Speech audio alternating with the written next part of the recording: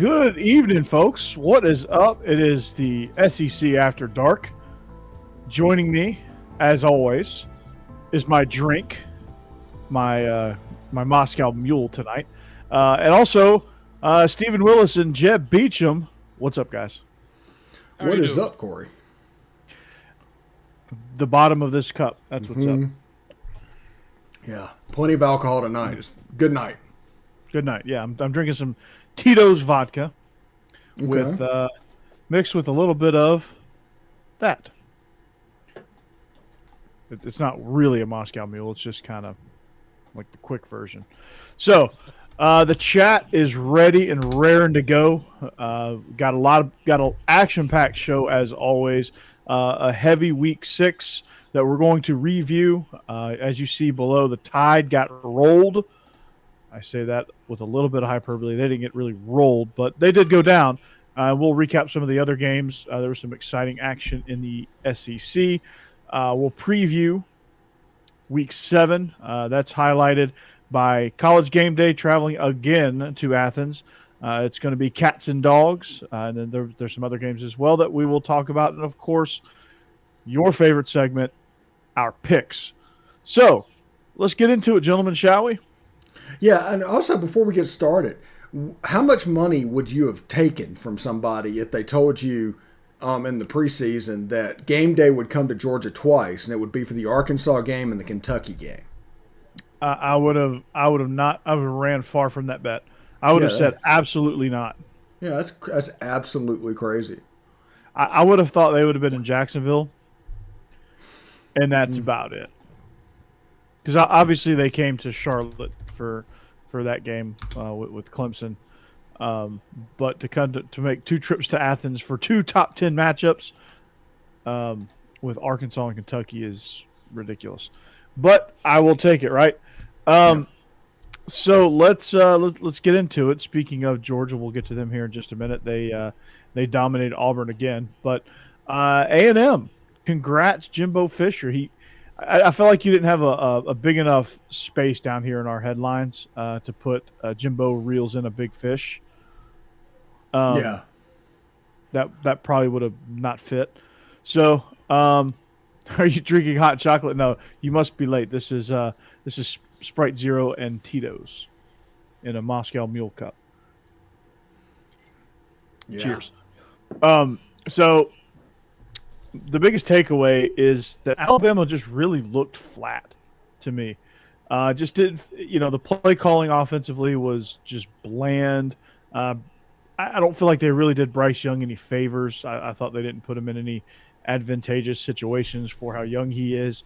And then just Alabama just couldn't get it done down the stretch. A&M, obviously, a walk-off field goal gave Jimbo Fisher his first win, and any of Nick Saban's old assistants their first win against the big boss man. So, what were your takeaways?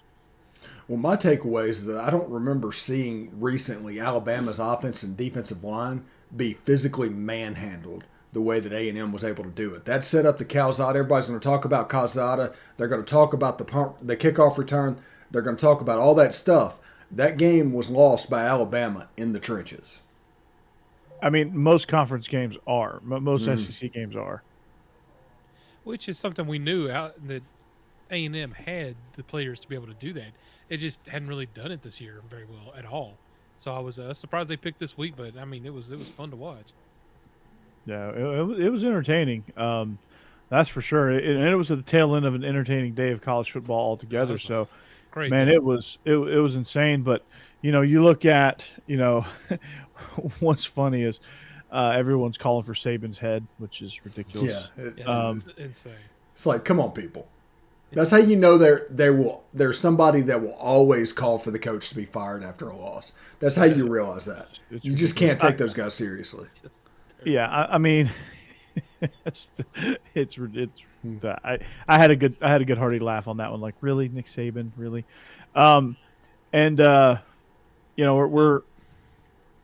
thought Zach Calzada looked comfortable. I mean, yeah, he deserves a lot of the talk. I mean, he looked like a guy that that's kind of who they were looking at during training camp with with that quarterback battle. I mean, the way he played was what Jimbo saw in the preseason. Almost pulled the trigger on naming him the starter. He finally played up to that potential. Their defense finally had that fire lit up underneath them, and they played to their potential. Their defensive line is scary good. They have a couple NFL guys on there, so and then Isaiah Spiller, I thought was outstanding, and Devin Akane returned that kickoff, 96 yards. That was It's a big actually momentum A builder. Chain. It's A actually A Chain, Chain. Yeah. I knew. It's like DJ Ongulale. I just needed some practice of that. DJ So Ukulele. yeah, DJ Ukulele. He looks like DJ Ukulele right now. They were thankfully off, so they didn't have to lose. They come back Friday night against Syracuse, but Calzado threw for 285. They got right off the bat. They got a targeting penalty. Guy got ejected. It was who was it got ejected? I forgot who got ejected. I mean, right off the bat. But Jamison Williams for Alabama. Holy cow, man! Is there a more electric receiver in this conference? Yeah, I think he plays for Arkansas, but Jameson Williams is close. I mean, dude's explosive. I mean, Yeah. he is a big play waiting to happen. Yeah, Traylon Barks is AJ Brown. That's what he is. High praise. That's out. Yeah, that's high, very high praise. Hang on, let me send an email to Greg Burns. Greg Byrne, you are a okay. All right, click. All right, send. All right, cool. I, I'm trying to go after my idol, John Gruden, and email etiquette. So let's send a few more emails while we're out. But if you want to email the show, you can. Steve, give them your email. Yes, you can hit me up and email me at positivelyolemiss@gmail.com. You can hit me on Twitter at the Stephen Willis or at Old Positively. You can catch us on Facebook at facebook.com/Palmcast. And of course, you can catch us on YouTube at Positively Ole Miss. Subscribe, hit the bell. You'll not only know that we're streaming, you'll know what we're streaming about. And of course, we're on Twitch at Positively Ole Miss. All of that is down there below Jeb and below the La Terrain thing, all of our social stuff. And I think you can catch Corey at the Believe in Georgia Dogs. We're streaming there. You absolutely can. Absolutely can. And I'm excited. I paired it with the preview for the Biscuits and SEC, so I'm excited to run that on my channel as well. We're having Vinny Hardy of Believe in Kentucky on our show tomorrow night, Israel and I, so that'll be good. We're recording there. We record live the tape. We stream live. We stream Friday mornings, but we go live the tape right now, and it's been working out really, really well. Our numbers are.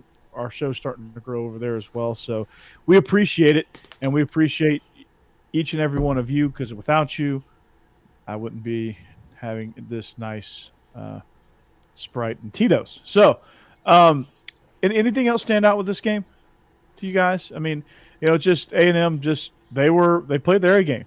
And, to me, Alabama, a lot of people are saying, yeah, they're not as good as we thought. No, Alabama's still good. Alabama's still elite. They'll still be in the playoff picture. They're probably still going to win the West. So they're not going anywhere. But they put so much effort into preparing for Ole Miss, and they were so laser sharp for that game. Mm-hmm. It was only natural that you would come down a little bit, and A&M was sky high. I mean, it was a clinic on the slot fade in College Station Saturday night. Mm-hmm. Absolutely. Jeb, any last takeaways? No, I think a lot of us thought that Ole Miss might expose some holes in Alabama last week, and it didn't really happen at all. But I think what we saw from A&M that really, you mentioned earlier, I think defensive line, just getting after that quarterback, Bryce Young, all night, really disrupting his play, helped them a lot. And it was just ended up being a shootout that A&M was able to win at the last second. It was great. And like I said, I think the play calling in clutch situations has to be better. Yeah. And welcome to the show, William. If you have any questions, hit them up. We'll take care of you. Thank you for joining us. Yeah, absolutely. I'll give you a ceremony hottie toddy, even though that doesn't match my background here. But yeah, drink. Somebody's drinking a White Claw there. I love it, man. That's Cassidy. She's probably drinking 7 after College Station. Those may be facts. Yeah. But we don't make up facts around here, so we're going to need a picture to prove that. We're going to need a picture of your carnage, Cassidy. To Cassie, prove that. where's our executive producer, our associate producer? He's probably had one too many White Claws. Yeah. She probably drank him under the table. That's probably what happened. So let's talk about his favorite team. Speaking of our associate producer, let's talk about his favorite team, the Auburn Tigers. That's right, they War host Eagle. War Eagle. That's what Jake wanted. Jake passed along a hearty War Eagle for everybody here tonight. So on behalf of Jake Thomas, War Eagle. No, I mean, Auburn hosted Georgia in what was going to be the spread was favoring Georgia by 2 touchdowns. Obviously, they covered that. They totally dominated. I mean, Auburn, no surprise, got off to a hot start. Got a quick 3 points. It's been the first team that's actually been ahead of Georgia in a contest. Bo Nix looked sharp on that drive, and really on that drive only, with the exception of maybe 2 or 3 other series, he really looked sharp. But otherwise, he was same old Bo Nix, running around for his life, not really looking down the field, missing wide open receivers, throwing fastballs from me to you, Steve, to his running backs, one resulting in an interception. I mean, he was just erratic all over the place. The Georgia's defense disrupted him, and slowly but surely, Nakobe Dean is becoming again, I guess you could say a slow start. The atmosphere at Auburn, this was their first true road. Auburn can be a really, really tough place to play. And they crammed a few in the end zone. They did it all, man. And this Georgia team that I've seen, A, since Kirby Smart's been there, and B, since I really started paying attention to the Related to Phil. Mm-hmm. He is. Okay. Yes, that's Phil's son. Receiver. And you can see it. Okay, so that makes sense. Demerit for you, Jake. So yeah, I mean, it's just Bo Nix. You really don't know what you got in TJ Finley, so why don't you put him in and find out? So okay, and see, I look down and it's like Jarquez Hunter. Every time I look down, Jarquez Hunter's in the game, and I was like, okay, you have one of the best Sean running backs in too. Yeah. But not Tank Bigsby. Okay, it's okay. Yeah, I hate to say it's nice to know that he's banged up, but it's also nice to know that he hasn't been misused because he is banged up. That's what I'm talking about. It would have been an indictment on Brian Harsin if he wasn't playing. Oh, that would have I mean, that's almost a fireable offense right there. Not playing Tank Bigsby, one of the best running backs in the entire country. Definitely consideration in the conference outside of Isaiah Spiller and Zamir White. But just total domination, man. With this defense, and again, another great performance. Auburn showed flashes of some positive things. They actually used the tight end, which was encouraging.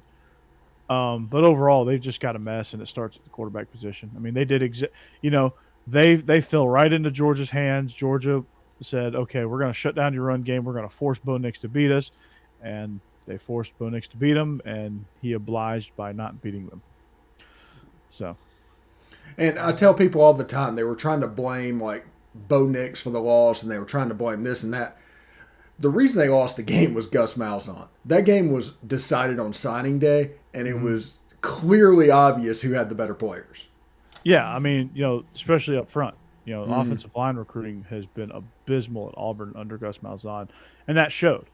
And obviously, Georgia has put an emphasis on the offensive defensive lines in recruiting, and you can tell. It's Jamari Sawyer goes down, they don't skip a beat. They get Broderick Jones, they roll him in there, they don't skip a beat. It was a thing of beauty. And then lastly, the biggest momentum killer for Auburn was they get 4th and goal, they get a shot at it right before half. If they score there, the game's 17-10. They have a little bit of momentum. If they can get a stop right out of halftime, they would have had a chance to tie that thing up. Instead, the ball doesn't bounce in their favor. I'm not sure that the play call was the greatest play call, but I think he tried to force that a little bit, and that game was over at 17-3, and I think most people would agree with that. When that ball fell incomplete in the end zone right before halftime, I was like, "Yep, this game's over." 17-3. Even if it would have been caught for a touchdown, it was 17-10 going into halftime. I still wouldn't have had faith in Auburn to be able to score again. That's true. I mean, Yeah, they did ratchet up the tempo a little bit, and I think yeah. they put a little pressure on Georgia. They moved the ball a little bit, but Everything looked so hard for Auburn. Everything was so difficult. Like just to get a 5 yard play, it looked like a normal team getting in a normal game where you're getting 15 yards. There's all this space, and it's like 2nd and 5, and you're like, ooh, this isn't good, guys. the space just closed down so quickly. Yeah, It was insane. It was like Auburn was playing an NFL team. It just shut down so quickly. And on our review show that we do on Sundays on this channel, has had Georgia at #1 in the playoff rankings since the very beginning. This isn't a situation where everybody was just ranking Alabama. Georgia has been the #1 team all along. There you go. Well done. Well done. So that's good. I mean, they've been playing like the #1 team in the country. I mean, they've been, they get Vanderbilt on the schedule and they beat them 62-0, which is exactly what they're supposed to do. Of course, But, I will say this. We talked all off season about Kirby taking his thumb off the offense. It turns out that everything fell together for them to have a thumb on the offense and just win games with their defense because of what number 2, number 3, number 4, number 5 just keeps jumping back and forth. Yeah, I mean, it's they kind of just tailor made it to just be able to, lean on the run game a little bit. Take shots. We have an argument in our chat. Oh boy, this might be marriage counseling after dark. Cassidy and Jake, y'all got some stuff to work out, man. This is not good. Softening the blow here with you kind of was, baby. Well, it is Wednesday. I mean, we've had 4 days at this point. Yeah, I know, right? This is. I like the all caps. I like the yelling. Yeah, Jake. I don't know what I'm yelling about. Loud noises. Oh, so great. Oh wow, it's getting good. Get your popcorn ready. We might have to take a commercial break and go pop some popcorn. Seriously, right? Can somebody get Lane Kiffin in here? Yeah, he can spare some, right? Yeah. Speaking of Lane, your game was pretty exciting, huh? Your day got off to a rousing start. That was probably the best game I've ever seen in football, and that's only because we won. Because if we'd have lost that game, it would have been one of the worst I've ever seen, like 4th and 25, like the 2015 game, and the 7 overtime classic. Also, okay, it's getting real over there. Ole Miss and Arkansas, for not playing for a trophy, has some of the weirdest games. The first 7 overtime game when Eli was in school, 2015, the Hunter Henry heave. This year, this game is legit, people, and if you want to overlook it for other rivalries, do so at your own peril. This game is legit. Yep. It certainly was this week. I'm Yeah. trying to watch the Tennessee-South Carolina game and just couldn't take my eyes off the Ole Miss-Arkansas game. It's ridiculous. Yeah, I was trying. I was like, man, this Texas OU game is pretty fun. But I was living the 2-screen life there. I had my phone on one, I had the TV on the other, and at one point, Steve, I put down the phone because I was making buffalo chicken dip on the smoker on my Traeger, and nice. I put my phone down for a minute because I was like, okay, it's like middle of the 3rd quarter, so it's like I can put my phone down for a minute and go tend to my stuff on the grill. And I come back and there was 3 touchdowns that were scored. I was like, what in the hell? It's like, I was good walking between Lord. 2 rooms. I was wearing a little trough into the floor, walking back and forth. Man. It was bizarre. Yeah. I was like, man, this is exciting. I can't leave my, I had to put the phone on the charger too. Come on over. Yeah. You might need to. You might need to Actually, get out of the house. No, that was Cassie that said that. It was Jake that would have to come over. Yeah, well, Jake might have to crash on the couch. But Cassie, if you need to get out for a second, come on over, grab some chicken dip. I'll deliver to you. Alabama will win by 40 plus. Yeah, they will. Or let Mississippi State. Yeah, it's absolutely possible. I mean, it's absolutely possible. And it all comes down to whether or not Mississippi State can create pressure like Which Texas A&M did. Yeah, which they're capable of. They're capable of that. So, and we'll hang around. We'll get to that one here in just a minute. All right, but yeah, Arkansas Ole Miss. I mean, I was asked about this. We were recording Illegal Motion last night, and my guys that I recorded with are Big Ten guys, so they don't quite understand the dynamics between these two teams and how just closely related these two teams are. And they were asking me, "Is like, yeah, I thought the SEC was supposed to be defense, elite defenses." Like, well, these two teams probably this might as well have been an inter squad scrimmage between these two teams. I mean, they're so closely related that they know the intricacies of how to stop each other's offense, which honestly they didn't do much of, but these offenses knew every intricacy to attack these drop eight defenses, and they did so quite nicely. KJ Jefferson had a tremendous game. Matt Corral had a tremendous game. Snoop Connor, awesome game. Just all around, it was an exciting game. There was stops when there needed to be stops, which that was few and far between. There was exciting touchdowns, runs, things like that, scores in all different types of ways. I think there was a kickoff return in there somewhere, wasn't there? No, believe it or not, there wasn't. I swear somebody returned a kickoff in that game. Texas A&M did. I know that. I thought the number 5, whatever number 5 is, I can't think of his name right now, but I swear there was a. I'm getting my games mixed up. There literally wasn't. Yeah. But both of these things, if you want to know what happened, both Arkansas and Ole Miss did this, is they attacked the 4 technique and blocked down to do that. And this defense that pinches down, it was all about sealing them off, getting to the next level, blocking downfield with receivers, through formation, setting that up. And you end up with explosives, or in Arkansas's case, you ended up with them getting 5 yards per carry and the chains keeping to move. Because you don't have the explosive players playing for Arkansas, but they were effective. They were effective. They moved it really, really well, and I was impressed. Traylon Burks again, Braylon Sanders. That's who I was talking about. Braylon Sanders. There was he had a nice punt return, not for a touchdown though. Yeah, that's what I thought there was. He returned it deep into Arkansas territory, but had a 60-yard touchdown reception though. That was a beautiful throw. I mean, that was an absolute dime. Yeah, he had 2 catches for 127 yards. It was something absolutely crazy because the other one he dove out and caught it at the 1 yard line. Yeah, that was. He was 1 yard away from the perfect stat day. I know that would have been awesome, but for those of you that say defense is dead in the SEC, these two teams will win games 10-6 next week. Just to show you guys, just to give that middle finger that Cassidy gave Jake the few threads down here. Yeah, we'll get to it in a second, but no, probably not. Not with who we're playing. Speaking of zeros, Vanderbilt, how pitiful are they? They've been outscored in conference games so far, 104-0. Wow. Yeah. It's just a bad year for them. And I think they've only played 2 conference games.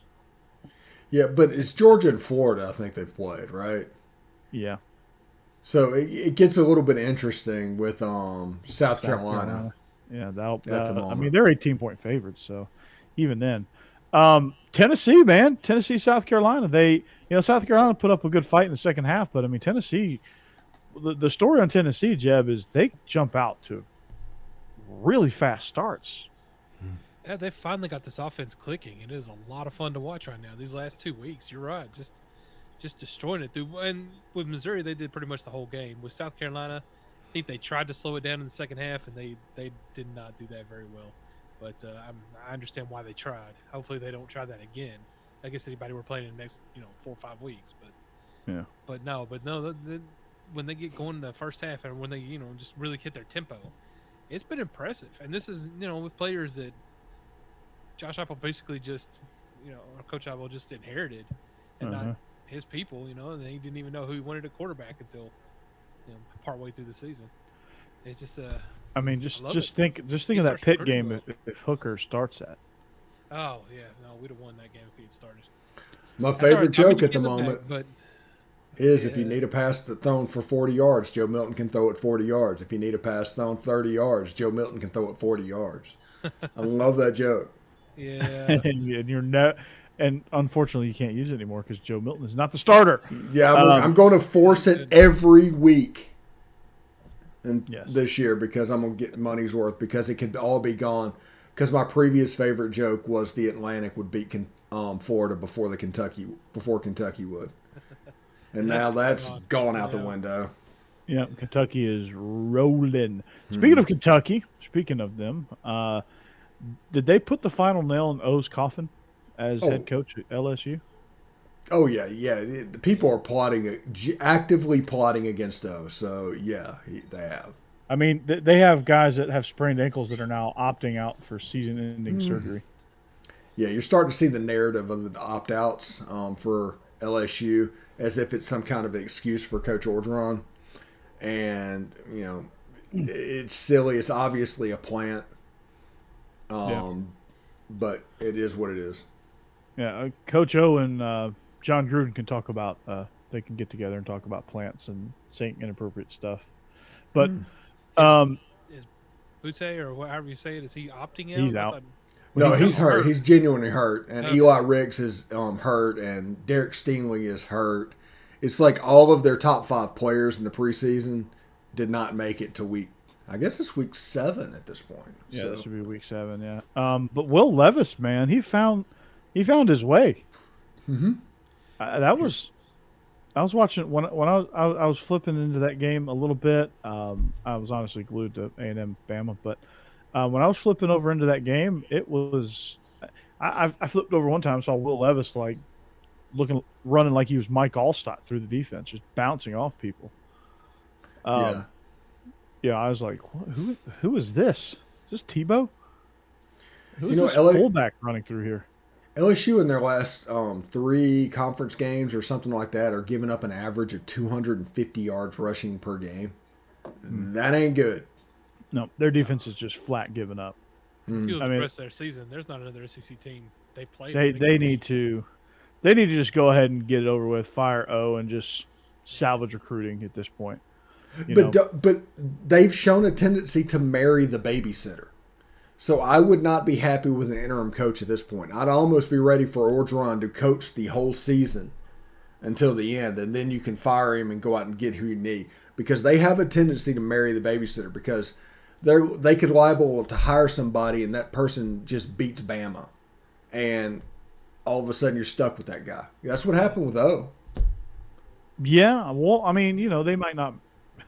I don't know. They may not make the same mistake twice, but it is LSU. But that they have that tendency. But I think if you give it to somebody and let them audition themselves for other jobs, like Corey Raymond, I feel like could run the program and give himself an audition for another job, and you're going to go after a big name if you're LSU, like John Gruden just became available. But um, I the John Gruden Yeah. jokes will never. I don't think they'll Uh, ever expire. But Don't change, Cassidy. Don't change at all. yeah. So you're good. Sometimes you just got to duke it out, even if it is on a public forum. So Yeah, we're good. in a public chat. It's all good. Yeah, it's all good. It's like you two are fighting at Starbucks and everybody's like, what's going on here? Just pay your bill and let's get out of here. The benefit is if this is Walmart, nobody would think anything about it. Oh, this is normal. This is normal behavior at Walmart. I was at the post office. Yeah, I know. Insert joke here. Windows. I was mailing my Windows 95 disk. Yeah, let's hear it. I was at the post office. I was sending off an Amazon return package, and this lady just gets out. She's like, I don't know who she's yelling at, but she's just yelling at somebody, and like she's yelling at somebody. And she gets back in the car and like slams the door and starts yelling through the window. Still, no clue who she was yelling at. So, that DARE program, I don't know if they still have that, but pay attention or you'll end up like that lady I saw today or yesterday at the post office. But Kentucky found some offense. They took care of the rock.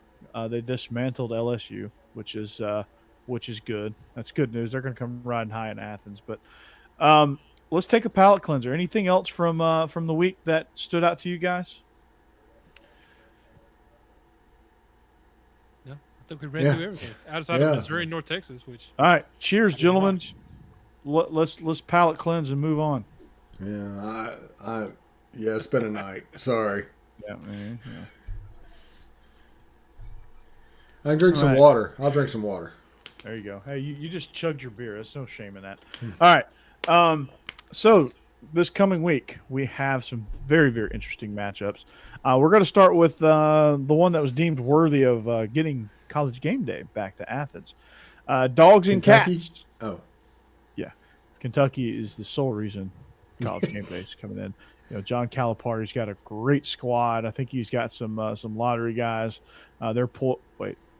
We're not Yeah, talking Hubert about Davis is a great game day. Oh, you mean the other game day?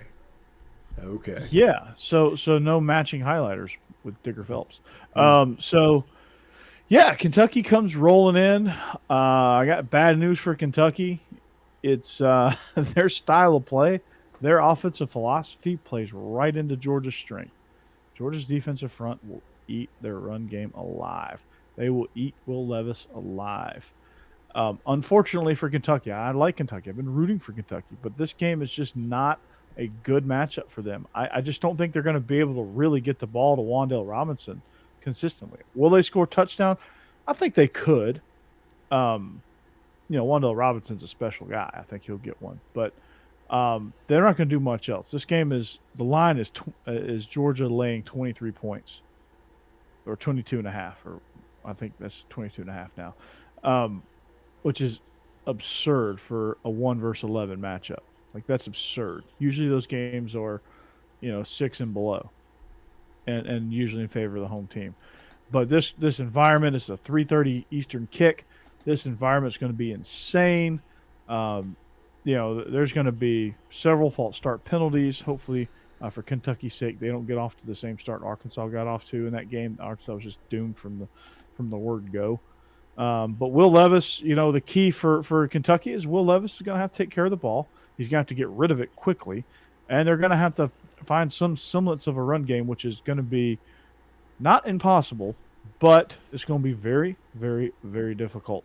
So for Georgia, for me, the keys are stop Chris Rodriguez, make Kentucky one-dimensional, make Will Levis beat you, which he proved he could beat LSU, but he hadn't proved a whole lot beyond that. And they really haven't proved on a consistent basis that they're completely in tune with this offense and this offensive system that Liam Cohen has brought in. So for Georgia, they're going to have to force that hand and see how comfortable Kentucky really is. Offensively for Georgia, they're going to have to attack in a variety of ways. They're not going to just sit there and be able to play bully ball like they did last year. This defensive front is too good for Kentucky. They rally, they tackle well, they get after you, so they're not going to be able to sit there and cram the ball down their throat. They're going to have to go through the air. Kentucky's going to force Stetson Bennett, which I believe he's in line for another start. They're going to force Stetson Bennett to beat him. They're going to force Georgia to use Brock Bowers and their tight ends to beat him. They're going to keep everything in front.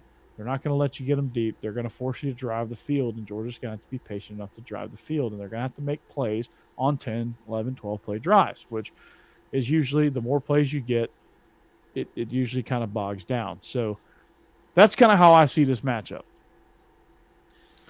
I think that's a great description.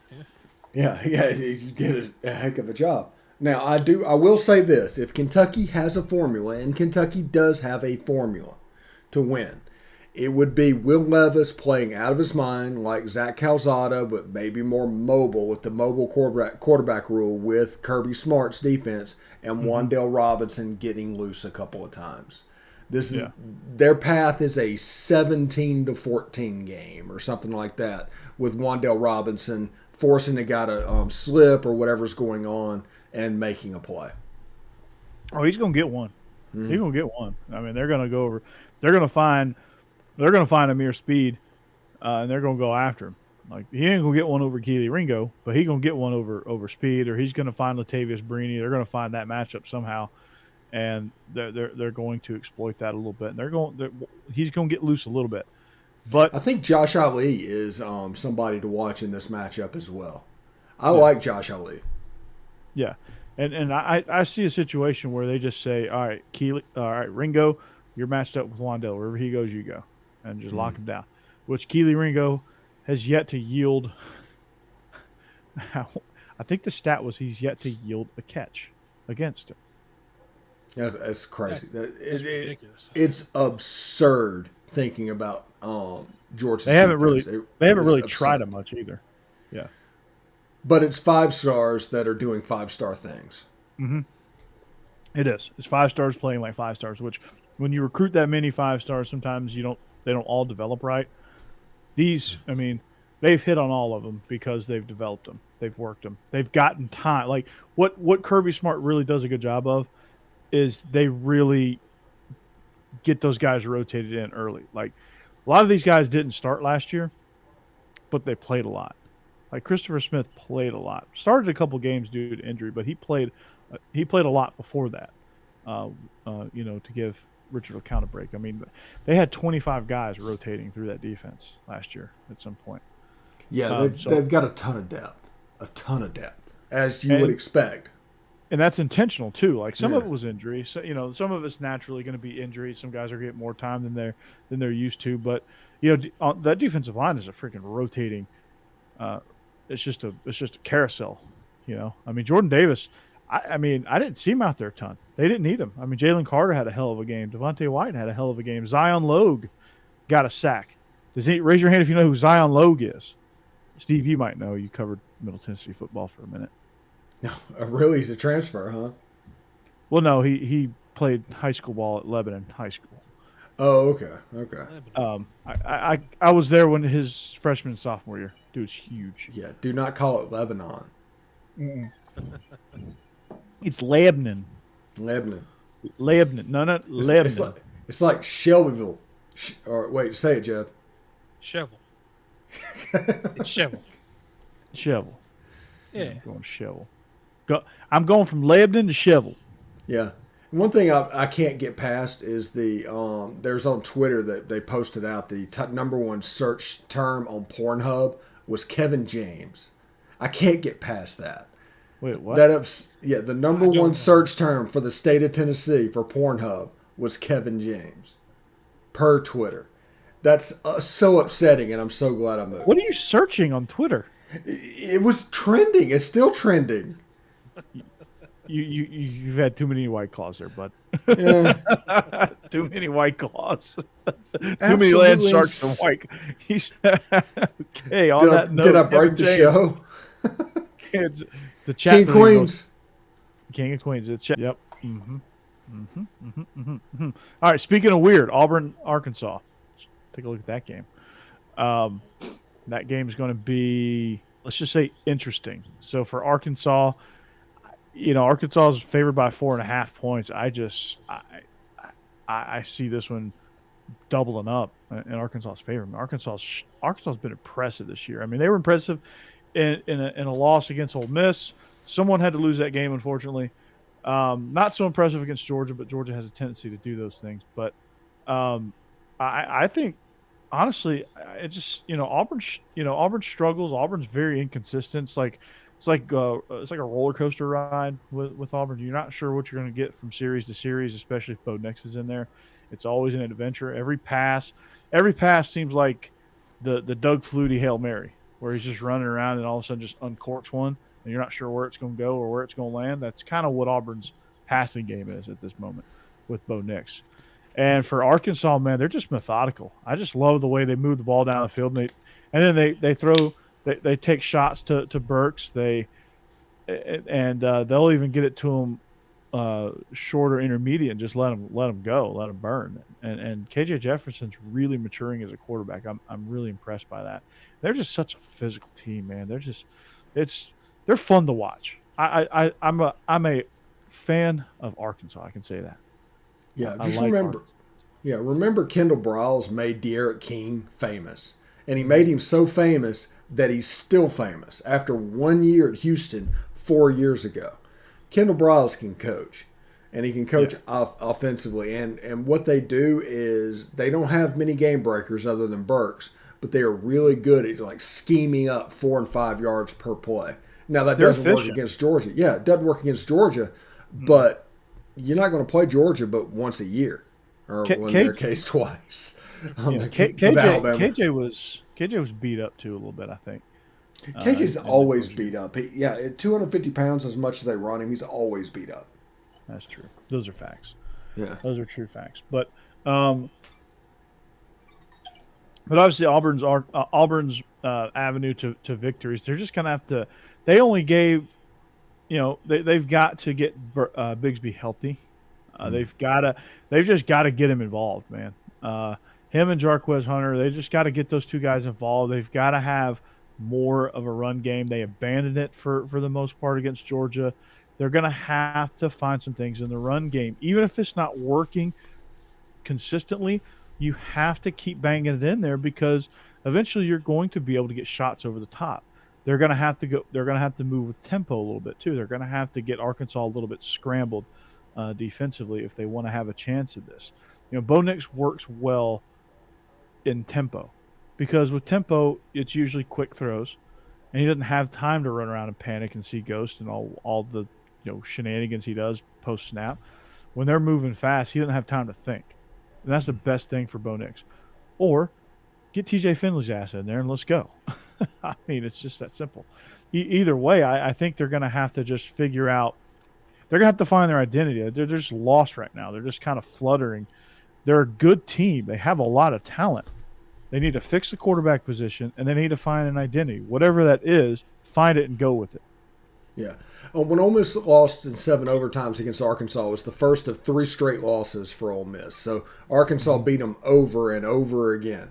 If they come out slow against Auburn and allow Auburn to front run a little bit to where it's not so reliant on Bo Nix and what's going on, Arkansas could be in a little bit of trouble. They're not made to play catch up. So it's imperative in this game, whoever gets off to the fastest start is probably going to be the team that takes it to the finish line.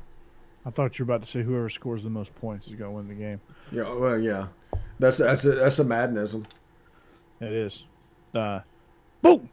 So how about the game of the century for you two? Ole Miss, Tennessee. It's going to be a checkerboard out. Lane is taunting the Tennessee fans. At this point, Steve, Archie who? At this point, Steve, is Lane Kiffin the new age Steve Spurrier? I don't know. Does he have enough credibility for that yet? I think so. As far as everybody talking about him, yeah. I mean, he could absolutely has that. But as far as the game, he does have like 10 plays a game, which are essentially double moves. They figured out a way to scheme up Arkansas's defense. They had 12 months, number 2 in the nation in pass defense, and Matt Corral by the fourth quarter could do whatever he wanted to. So I mean, when you see something like that, you say, well, okay, yeah. That's the case, but I want to see it consistently. I mean, I don't know if he's as consistent as Spurrier at this point, but he's at the point where, at his best, he does Spurrier-esque things. Yeah, absolutely. I couldn't agree more on that, but it just stood out to me because he's doing all this, trash talking and all this stuff. It's pretty funny. It's pretty entertaining to see. I'm glad it's good for college football. It's good for this conference.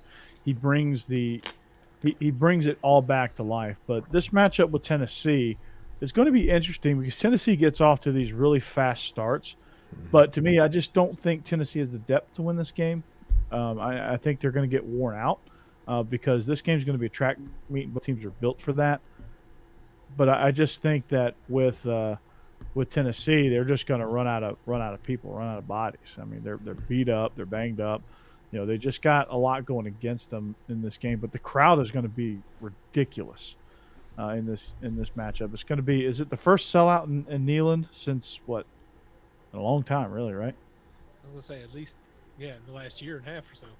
Yeah. No, it's a game that I know the fans are really excited about with Lane Kiffin coming back to town, and Tennessee does like I said, we've seen their offense actually start clicking, and it's great the way it works with the balance between running and passing. I like it a lot, but you're right. They don't really have the depth. They still have too many issues to crop up. Wide receivers still dropping passes, things like, and the offensive line beat up the way it is. It's they've been able to get past teams like South Carolina and Missouri, but unfortunately, I don't think that's going to continue to work for them. The rest of the season, at least not until they hit the South Alabama Vandy phase. But so I don't know. I think it could be a lot of fun, but like you're saying, eventually it's just going to kind of fade off. Where maybe they keep up with Ole Miss for a while, they have a great game, and then at the end, Ole Miss kind of pulls away. But I don't know. Like I said, the way they're cooking right now, who knows if they can come out? Yeah, I mean, this first keep it quarter is going. going to be.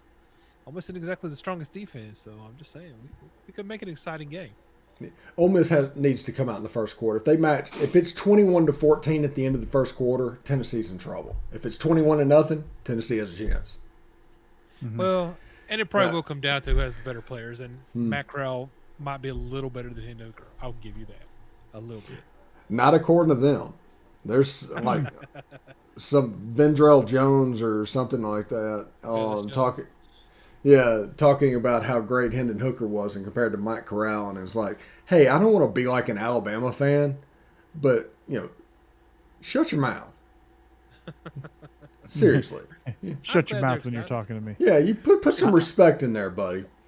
I'm glad there's some smack to be talked in this one. Yeah, I like that. The funny thing is, Ole Miss is trolling Tennessee. They put out a graphic today that they did because Tennessee's doing a checker out, and it just said chess versus checkers, and it had the Ole Miss players lined up as chess pieces, and they had Tennessee players as checkers, and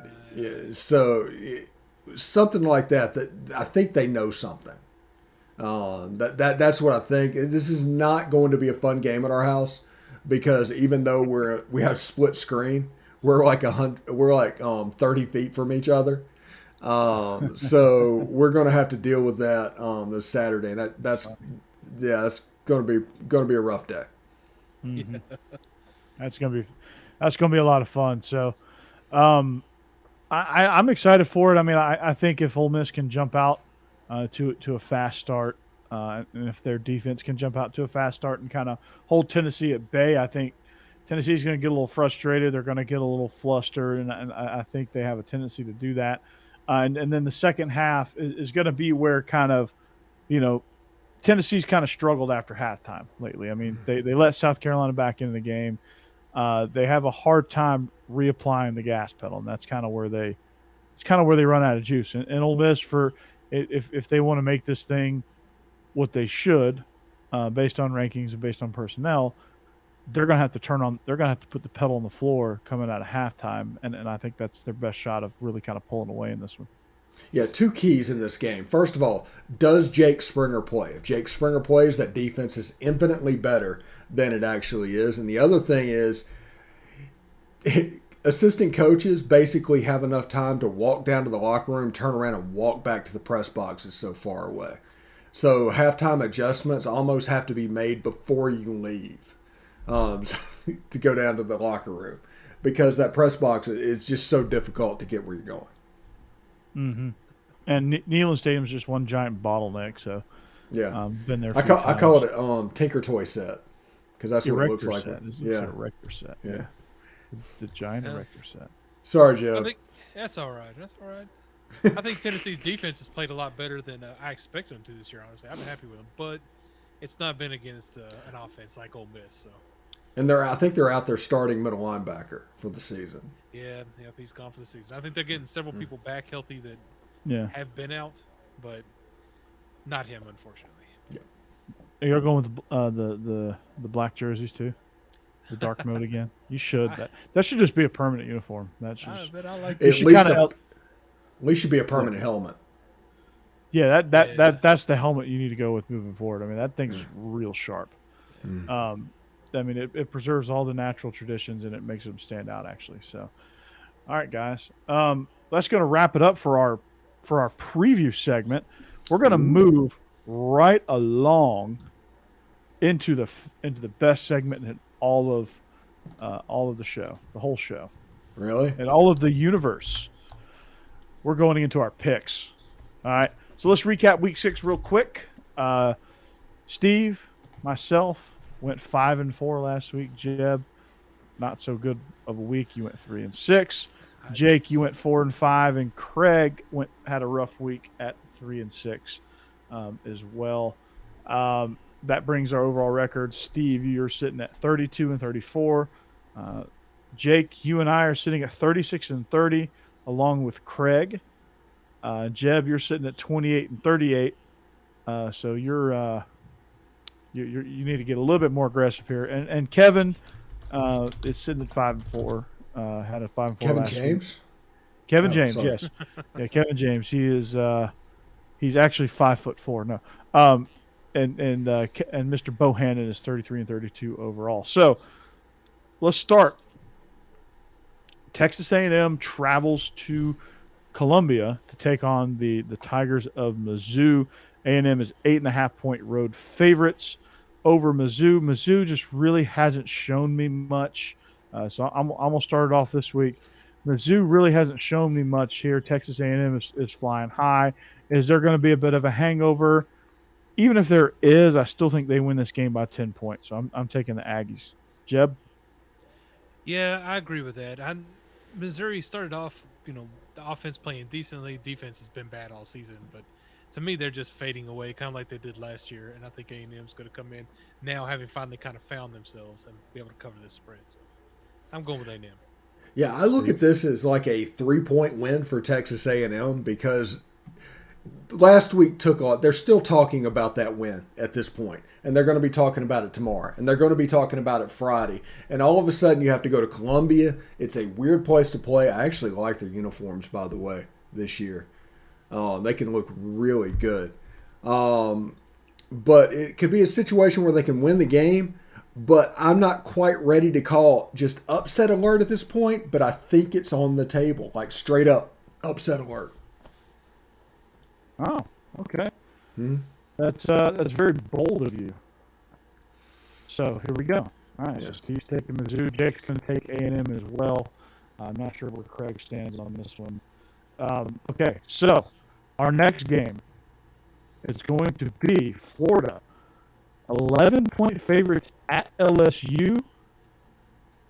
This one is very, very interesting because it is at LSU. However, the nail is in the coffin. LSU is all but completely checked out, so I'm taking the Gators here, and I think that's going to be a clean sweep for all of us, right? Absolutely. Yeah. I don't know if anybody's going to take the LSU, but I mean, we'll see. I'm rooting for it. Do that. I need to catch up. Nice. Nice. All right. Our next game seems to be unanimous as well. But we just talked about it. Auburn is traveling to Fayetteville. Arkansas is 4.5-point home favorites. I'm taking the Hogs for all the reasons I listed earlier. They're just their style of play. They're efficient. They're effective. They're physical. KJ Jefferson is really turning into a mature quarterback that can beat you in a variety of ways. That can do a lot of different things. So I'm taking the Hogs here, and I think we're pretty unanimous, right? Yeah, last week I took some long shots trying to catch up. Didn't work out for me. I debated it on this game as well, maybe going for Auburn, maybe having a good game, but they just, in the SEC play, they just have not this season. They've not got it together. And Arkansas is just playing too well, so I can't pick against them. Right. Yeah, Arkansas. In 2001, after the 7 overtime game, Ole Miss lost 3 times in a row. In 2015, after the Hunter heave, the last time a game like this was played, Ole Miss went and just beat the brakes off of LSU. So I'm going to think Sam Pittman has those guys ready to go, and this is an Arkansas standout win. Absolutely. And Jake is going with Arkansas as well. All right, we roll into Athens. Kentucky comes into Georgia as 22.5-point underdogs. I'm taking UGA because our rule this year is take UGA, which is kind of counterintuitive to what UGA used to be, which if it was a spread that was over 3, you took the points, but not more. I think Georgia's going to cover this one. It's just a horrible matchup for Kentucky. Kentucky's really good. They do a lot of great things, but I just don't think they're going to be able to this week in a hostile environment. I'm taking the dogs. Yeah, I dislike that spread, but what can you do? There's just no holes on defense for Kentucky to attack. maybe they get lucky, like you're saying. Mondo, somebody gets behind the line a time or two, but I can't bet on anybody to be able to score too many points on Georgia this season. Yeah. It gets a little bit weird if Kentucky scores 10. Yeah. I think they can hold Georgia to less than 34, I can see a 31-10 game, but that is enough to cover the line, essentially, for Kentucky. But I just don't, at this point, I don't think it's going to happen. I don't think they can score 10, honestly. Yeah. Wow. Yeah, I'm right there with you. And it's going to be tough sledding. So, all right, let's move on. Vandy at South Carolina. South Carolina's 18-point favorites. That baffles me. But my rule this year is do not pick Vandy against any spread. I don't care if it's 50 points or 2.5 points. I'm taking the Gamecocks. They are just a more complete team. They play hard. They have a few things that they can hang their hat on. So I'm going to take South Carolina here. Yeah, I agree. I don't think South Carolina has played that badly this year. They're just not a great team. But Vanderbilt is just terrible. I mean, anybody that can let UConn hang around as long as they did. No, I've got to pick against that every time. Mm-hmm. I'm taking the Doors. I just don't think South Carolina is 18 points better than Air at this point. I think this is a game that South Carolina is going to win by 2 touchdowns. It's going to be 28-14, 24-10, somewhere in that range. I see this game happen a lot like last year's game where I think they 50-pieced them. So I think it's going to go along those lines again. There's some sort of hatred there between South Carolina and Vandy. There's some sort of like little rivalry there. It's got to go back to Franklin. Yeah, it does. Usually, most of Vandy's rivals go back to James Franklin. Yeah. I know Todd Grantham doesn't like him. South Carolina, Jake's going with South Carolina as well. So Jake has got A&M, Florida, Arkansas, Kentucky, South Carolina. Not sure that I'm surprised at who Jake's picking in this one, but Bama comes in as 17.5-point favorites to the land of the cowbell at Mississippi State. I'm taking Bama here because, well, Bama, they typically cover spreads. And I know they kind of broke the rule last week against A&M, but usually after a loss, they'll probably roll Mississippi State. This game will be like a 45-10 type game here. I think it's gonna get ugly. Mississippi State doesn't have a whole lot of chance. Oh yeah, I'm glad it's Mississippi State and not Tennessee this week because I think Alabama's going to play angry, and that's not a good sign. Mississippi State, honestly, Mike Leach's system is working better than I thought it would. They look pretty good. They're still very one-dimensional though, and I don't think that's going to be able to do much against Alabama. But not a good matchup here. It's like Remember the Titans. It's like Novocaine, baby. It works every time. there you go. 60% of the time, it works every time. Yeah. The Willis family, the Willis Beecham family rivalry here. Ole Miss at Tennessee. Ole Miss is 2.5-point favorites. Matt Corral, they're on the road in Knoxville. It's a checkerboard out. I'm taking Ole Miss because they're just too explosive of a team. I think this game it's very much a pick 'em at 2.5, but when the spread's that low, it's just who you think is going to win at this point. So I would take Ole Miss, and I think they're going to win, and I think they could cover a 7-8 point spread too. No, Hypo has that offense just firing on all cylinders.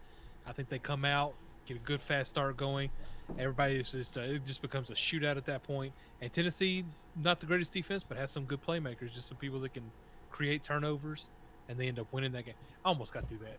I'm picking the Vols because I love the Vols. I am going to take the Rebs because Matt Corral is the best player in college football, and at 2.5 points, it's basically a straight up pick, and I think Ole Miss is just going to win the game. There you go. Basically, pick them, you just who's going to win. Mm-hmm. All right, OU.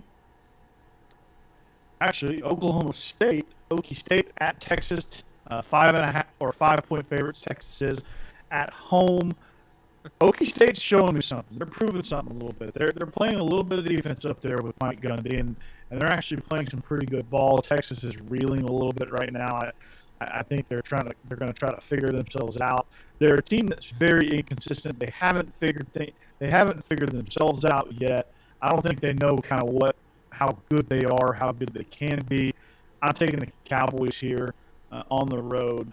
I just think they're just playing better football right now.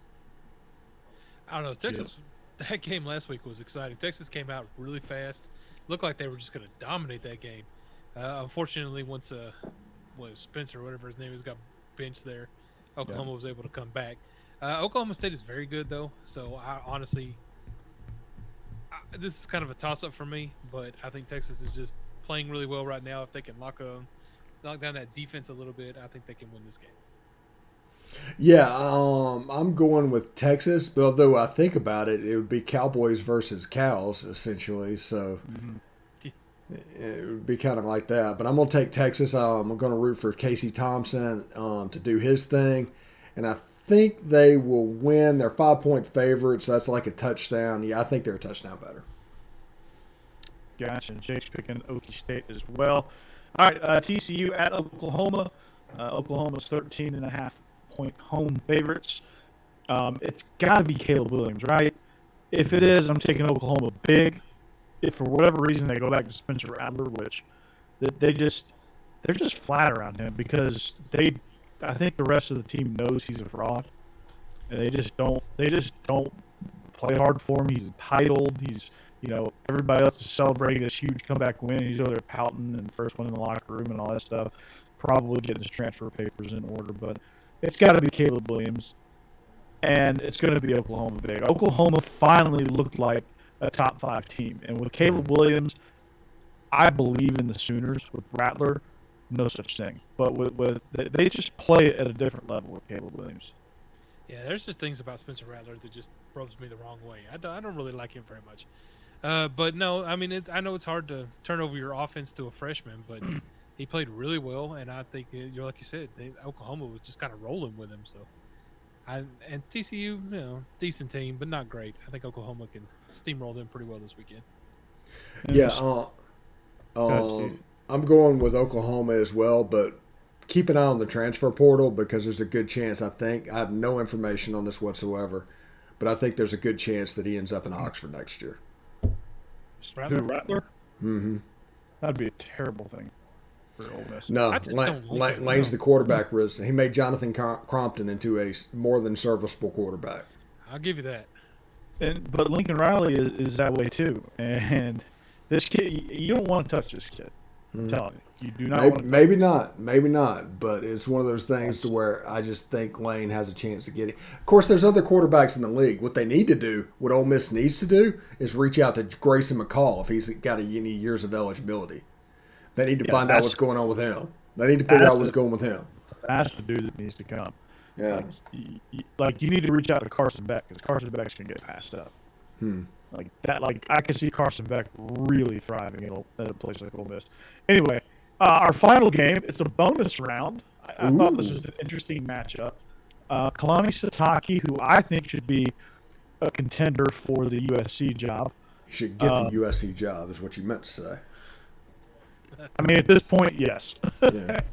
What he's done at BYU is nothing short of remarkable because BYU is not an easy place to win. And I've just been impressed with him. This game, Dave Aranda has also done a tremendous job at Baylor. Was horrendous last year. Got off to a really kind of a sluggish start, but they're kind of rolling now as well. They are 6.5-point home favorites. But BYU, to me, I don't know. They play hard. They play fast. They play physical.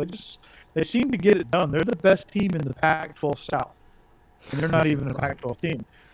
This is going to be a future conference game too, because BYU got accepted into the Big 12. So this will be a future conference game. So you're going to get a preview of that.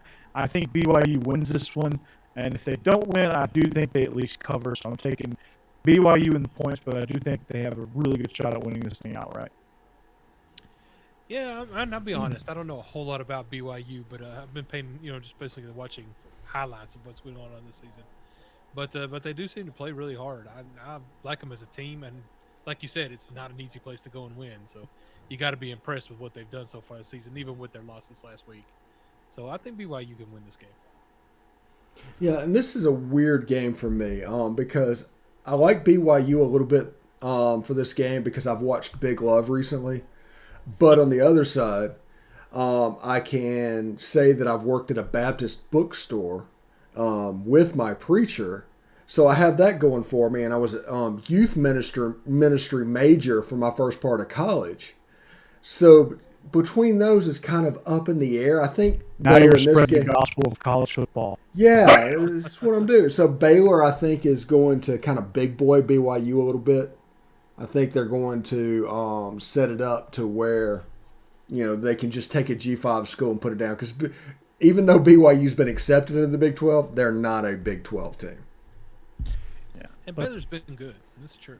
Yeah, Baylor has been good. Baylor's been really, really up and down. So, and Oregon over Cal. Yeah, Cal's terrible this year. Cal's probably one of the most disappointing teams in the country because I thought defensively they were special in the Pac-12, and I thought they were going to have a chance to compete in the Big 12 North or Pac-12 North, I should say. But they've just been absolutely dreadful under Justin Wilcox, and maybe Justin Wilcox is a better coordinator than he is a head coach, and that's okay.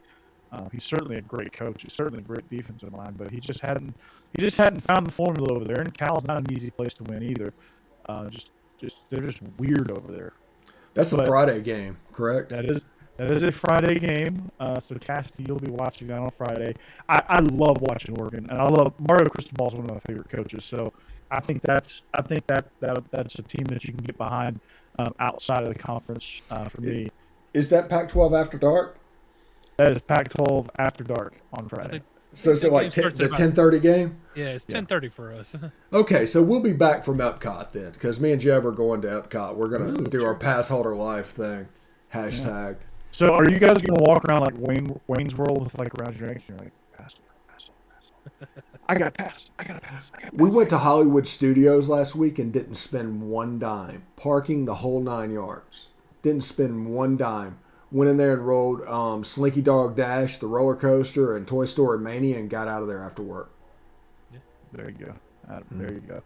So, yeah, the Mormons are tough. But anyway, that's going to do it for us here on the SEC After Dark. The Epcot boys are going to be pairing it up. So if you see some commotion down there in Disneyland, you know who's starting it. Oh, hold on. Good wholesome family fun. These guys. All right. I can't play them backwards. Yeah. too many of these. So I just finished mine actually. So Steve, I'm in your boat. But this has been a fun episode. Thanks for the chat. Thanks for the glad we could counsel Jake and Cassidy through their fight. I was definitely enjoying my popcorn there. Jake has given us a hearty roll tide. War Eagle Jake.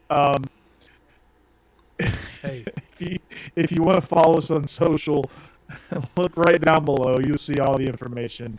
Hit that bell notification on YouTube. We're streaming in a million different places at this point, so you can if you have internet. It's only getting more.